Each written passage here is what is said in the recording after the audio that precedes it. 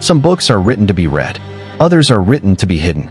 For centuries, there has been one book surrounded by fear, secrecy, and silence. A book whispered about, but rarely discussed openly.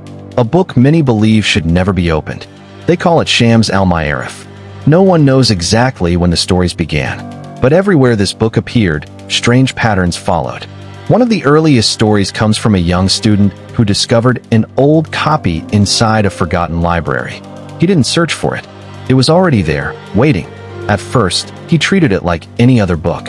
History, symbols, strange diagrams. Nothing supernatural, just ink and paper. But after several nights of reading, something changed. He began waking up at the same hour every night, always just before dawn, always with the feeling that someone else was awake in the room. On the fifth night, he found the book open on a page he had never read before. He was certain of it. The symbols were unfamiliar. The handwriting felt different. He stopped reading that day. When asked why, he only said one sentence. This book does not reveal secrets. It watches who is curious enough to look. Years later, in a private collection, another incident occurred. A rare manuscript linked to forbidden texts was stored in a restricted archive. It was never displayed, never loaned, never studied for long. Yet everyone who worked near it asked to be transferred. Security cameras malfunctioned only in that room. Lights flickered without explanation.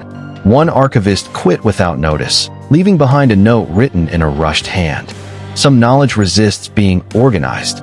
Then, without signs of forced entry, the manuscript vanished. No alarms, no fingerprints, no explanation.